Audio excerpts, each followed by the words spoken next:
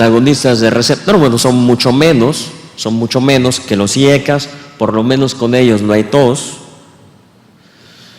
Y bueno, si comparamos IECAs contra ARAs para frenar la proteinuria, pues hay una ligera tendencia a que son los IECAs los que mejor controlan la proteinuria. Y el riesgo cardiovascular, pues da lo mismo, dar IECA o dar un ARA. Finalmente, ¿cuáles son las recomendaciones de este año de la Sociedad Internacional de Nefrología? Basado en la clasificación que les mostraba al inicio, la clasificación KDIGO, vemos que normal, arriba de 90, 2, estadio 2, 60, 80 y así. Si ustedes como médicos o personal de salud tienen un paciente con cierto grado de deterioro y cierto grado de proteinuria, tenemos que ponerle banderitas. ¿Está bien? Si la función renal está bien y la proteinuria es normal o no hay o es mínima. Cuidado si la función renal está entre un 45 o 50 y si ya empezamos a tener microalbuminuria. Naranja significa hay que vigilarlo intensamente, porque si ya tiene proteinuria de más de 300 miligramos o si ya el deterioro es estadio de 60 para abajo, hay que extremar todas las medidas, todo el manejo convencional, controlar lípidos, colesterol, presión, diabetes, dar IECA, dar ARA. Pero si ya tenemos pacientes con una proteinuria masiva o con una función renal de 45 mililitros para abajo, prácticamente esto hay que empezar a hablar con él porque su probabilidad o su riesgo de ingresar a insuficiencia renal terminal es de más de 4 veces. ¿Cuál es la recomendación? En banderita rojo es referir al nefrólogo. ¿Para qué? Pues para controlar los medicamentos, ajustar las dosis o inclusive ir planteando su ingreso a diálisis, a hemodiálisis o a un trasplante. Mientras que las banderitas amarillas o verdes o naranjas pueden ser manejados por médicos no nefrólogos. Este es un resumen de las sugerencias en el manejo que hay en la Sociedad Internacional de Nefrología. Vemos que si la función es normal, se recomienda estar haciendo screening en mayores de 40 años, por lo menos una vez al año. ¿Cuál es el screening? Tomarse la presión arterial, medir microalbuminuria en un examen general de orina. Pero si establecemos mediante la fórmula de Cockcroft que les mencioné que hay un deterioro en la función renal, hay que empezar a optimizar el manejo, tener un mayor control de la presión, un mayor control metabólico y a medida que va deteriorándose, pues pensar en una referencia temprana con el médico nefrólogo. Las conclusiones, pues tenemos que la diabetes, hipertensión o obesidad son los factores más importantes asociados a enfermedad renal crónica terminal. Somos el país número 1 con insuficiencia renal. No hay otro, ni Estados Unidos. 2, la microalbuminuria es el marcador más sensible de progresión del daño renal y es el que potencialmente más se asocia a riesgo de muerte cardiovascular. Finalmente, vemos que IECAs y ARAs potencialmente son los fármacos nefroprotectores al disminuir la albuminuria, pero quizás no, la combinación no es buena. Quizás la combinación favorece el deterioro del daño renal. Creo que esto es todo. No sé si tengan preguntas. Muchas gracias.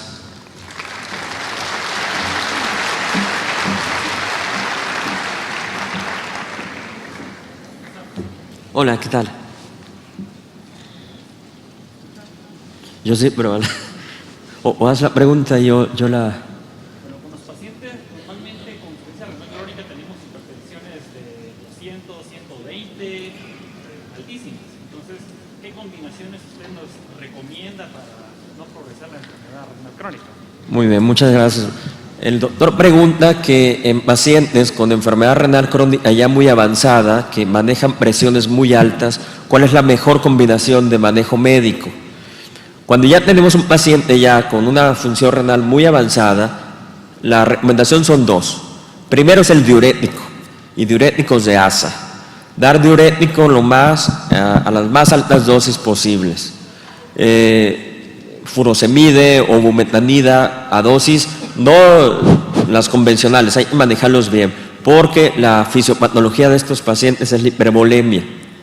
En segundo lugar son los calciantagonistas de vida media larga, como son el nifedipino de vida larga, que sería la mejor combinación. Se puede manejar en ellos IECAS o ARAS, pero el riesgo de hipercalemia en la población sí es muy alto. Entonces, el primer punto es dar diurético, el segundo lugar es un calcio antagonista y le puedes dar un IECA, pero más a dosis baja, no para frenar la proteinuria, sino para un poquito efecto de cardioprotector. ¿Hecho? Doctor, acá, de esta, perdón. Doctor, buenas, felicidades por esa exposición tan dramática.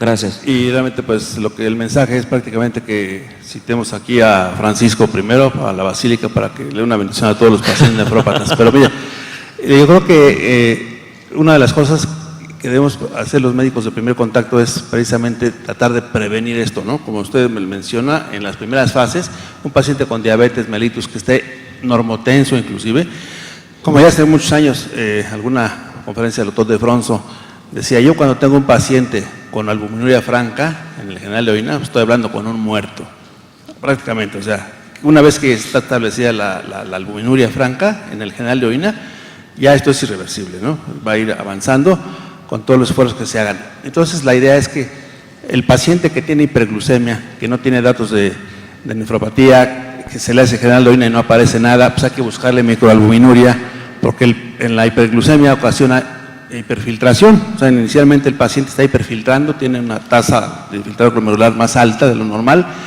y hay una hipertensión intraglomerular. O sea, el paciente su glomérulo está hipertenso, aun cuando todavía sistémicamente no tenga hipertensión. Ahí, cuando los primeros estudios de hace muchos años mencionaban que el uso de los IECA, aún en pacientes normotensos a dosis baja, podían dar cierto grado de nefroprotección. No sé si esto todavía sea vigente, aún en personas con diabetes. O sea, aquí el mensaje sería controlar estrictamente la glucosa para que baje esa hipertensión intraglomerular y evitar que ese paciente se haga hipertenso. Tal vez serían las medidas de prevención tempranas, ¿verdad? En la etapa 1 de nefropatía o etapa, vamos, ya con la microalbuminuria, pues ya son etapas 2, pero puede ser reversible la microalbuminuria, doctor. Sí, es una muy buena pregunta y comentarios. No hablamos ahorita, por cuestión de tiempo, del manejo no farmacológico. El manejo no farmacológico es el que más evidencia tiene, y veo que el foro hay muchos nutriólogos. La participación de un nutriólogo es fundamental. Si hay algo que ha demostrado la disminución de la proteinuria y de la hipertensión glomerular, viene siendo la dieta baja en proteínas de origen animal. Una dieta entre 1.1 miligramos por kilo de peso sí reduce mucho la carga de hiperfiltración y disminuimos la hipertensión glomerular. El bajar de peso también está muy asociado. Es muy común que pacientes con sobrepeso, con obesidad, con síndrome metabólico, le midan una tasa de filtrado glomerular y esta tasa de filtrado glomerular resulta que tiene 140. El paciente dice, yes, estoy muy bien, estoy por arriba de lo normal. No, señores, está hiperfiltrando, el glomérulo está en un estado de estrés, de hiperfiltración, que luego viene la caída y el deterioro súbito y progresivo. Entonces, la reducción de peso, la dieta baja en proteínas de origen animal ayuda. Y les tengo buenas noticias para los enólogos, a los que les gusta el vino tinto. Hay un par de estudios en Francia y en Italia que el consumo de aproximadamente una copa al día de vino tinto disminuye la progresión del daño renal en síndrome metabólico. El dejar de fumar también mejora la tasa de filtrado glomerular. Son medidas que no cuestan y que sí vale la pena aplicar en esta población. Ahora, sobre las dosis bajas, es una situación muy importante. Creo que la mayor parte de los estudios que han sido publicados utilizan dosis muy altas de IECAS, de ARA, pero la realidad es de que no estamos buscando bajar la presión. Yo lo que hago en la mayor parte de mis pacientes es dar dosis muy bajitas, dosis de IECAS, quizás doy 5 miligramos de enalapril medio cada 12 horas, o dosis de losartán de 12.5 miligramos al día. Ahí estoy partiéndole al paciente la tableta en 4 pedacitos, y en lo personal sí he visto disminución de la proteinuria sin tener el deterioro de la función renal. Perdón, doctor. Sí, felicidades, doctor. Gracias. Mi pregunta es su experiencia y su indicación de trasplantes en pacientes con nefropatía diabéticas. Bueno, muy buena pregunta. Yo tengo un sesgo. Todo paciente, si el corazón se lo permite, debe de trasplantarse.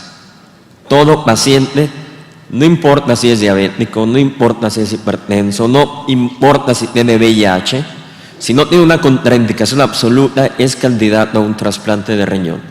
¿Qué nos limita el trasplante? Que tenga una enfermedad coronaria muy avanzada, una enfermedad de 3 vasos, una enfermedad donde no pueda por un cateterismo o una cirugía de bypass mejorarlo, que tenga un cáncer reciente de 2 o 3 años, entonces ahí sí nos frenamos. Pero en general el trasplante renal es la única medida que en realidad lo va a reintegrar a su vida prácticamente normal. En esta figura que veíamos de la población de insuficiencia renal en diálisis con 25 años, su riesgo de muerte es de una persona de 80. Así esté bien dializado, esté bien controlado, ese riesgo de muerte cardiovascular no se lo quitamos, al menos que lo trasplantemos. Hay 2 estudios muy padres publicados por el doctor Oggio en Italia, donde mostró cómo a los 100 días de un paciente trasplantado, su riesgo de muerte desaparece. Por eso yo soy pro trasplantólogo a más no poder. No sé. Bueno, otra felicitación. Soy el doctor Sergio Hernández de León. 3 puntos. Primero, no se habló de cifras de acuerdo, por ejemplo, al discurso de los cardiólogos. Ellos manejan que las cifras de la presión sistólica en el paciente diabético nefrópata o en el renal general hay que ser más intensivos y quizás no estar así entre 120 sino abajo de 110. ¿Qué comparación tiene? El segundo punto, el uso de las estatinas, no todas son iguales. Recomienda usted la pitavastatina, que tiene un poquito más de benignidad a nivel de hepático y renal, o bien nos quedamos con la torba o la rosu. Aquí le vamos a echar más porras. Tercer punto, bueno, yo me voy con la idea de que, bueno, pues ARA con IECA son malos. ¿Por qué? Pero de todas maneras, poquito, no hace daño. ¿Hasta dónde? Digo, para calcularle el agua a los camotes. Gracias. Hombre, muchas gracias. Bueno, son muchas preguntas, todas muy valiosas. Número 1, me apuro, acelero y... sobre la presión arterial en pacientes con enfermedad renal, hay varios estudios, no lo mencioné, pero sí se ha visto que por abajo de 120 incrementa el riesgo de mortalidad cardiovascular, de tal forma que ser normotenso o hipotenso en enfermedad renal puede incrementar el riesgo de muerte. Hay un estudio hace 10 años que le llaman la epidemiología inversa. De forma tradicional hablamos, mientras mejor esté la presión, menor riesgo de muerte cardiovascular. Sí, pero en población con insuficiencia renal en diálisis, eso puede ser un factor de riesgo cardiovascular. Entonces la epidemiología está invertida en ellos. ¿Ok? La presión en pacientes con enfermedad renal crónica debe de estar una presión sistólica entre 125 y 140. Es la presión ideal. La presión diastólica entre un 80, 85 milímetros de mercurio. Sobre las estatinas, efectivamente, hay de tipos diferentes. Podemos usar la que sea, si solo si demos dosis bajas.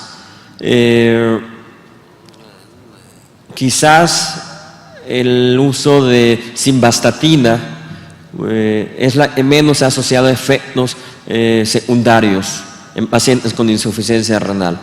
Y generalmente, por experiencia, hago es manejar dosis bajitas, 10 miligramos al día, o inclusive un día sí, un día no, en días alternos. Pero eso sí, dar dosis muy altas, vamos a tener mayor riesgo de rhabdomiolisis y de daño renal. El punto es que el beneficio de las estatinas está tan importante que aún sin tener dislipidemia son importantes darla por los efectos pleiotrópicos, los efectos benéficos de reducir todos los riesgos de muerte cardiovascular. Y creo que era la última, ¿no? La asociación de ARA. Sí, la última, la asociación de ARA.